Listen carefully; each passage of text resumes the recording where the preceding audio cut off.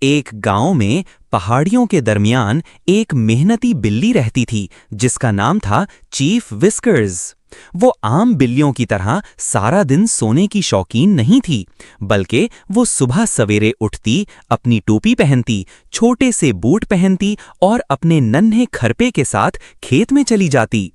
Chief وسکرز کا خواب تھا کہ وہ ایک دن دنیا کی سب سے بڑی اور مزیدار پیزا بنائے۔ اس کے لیے اس نے اپنی زمین میں گاجریں، پیاز، ٹماٹر اور خاص قسم کی مرچ والی بلی والی مرچیں اگائیں۔ وہ روزانہ پودوں کو پانی دیتی، ان سے باتیں کرتی اور کیڑے مکوڑوں کو نرمی سے بھگا دیتی۔ چند مہینوں بعد سب سبزیاں تیار ہو گئیں۔ چیف وسکرز نے کہا، اب وقت آ گیا ہے سب کو حیران کرنے کا۔ اس نے ایک بہت بڑی روٹی بنائی، اس پر چٹنی لگائی، سبزیاں ڈالیں اور اپنی خاص خفیہ مرچوں والی سوس خوب اچھی طرح پھیلائی۔ جب پیزا تندور میں پکنے لگا تو پورے گاؤں میں خوشبو پھیل گئی۔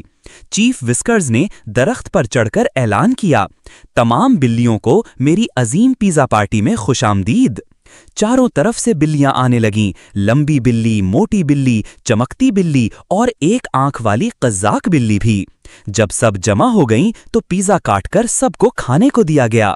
سب نے پہلا نوالا لیا اور پھر آگ، مرچ، چوں! بلیوں کی آنکھوں سے آنسو، زبان باہر، پاؤں تھر تھر کانپنے لگے۔ یہ کیا چیز تھی؟ میری زبان جل گئی، میری ناک سے دھواں نکل رہا ہے، چیخیں اٹھنے لگیں۔ تب چیف وسکرز ہاتھ باندھ کر بولی، یہ سب اس لیے ہوا کیونکہ تم نے میری یوٹیوب چینل سبسکرائب نہیں کی۔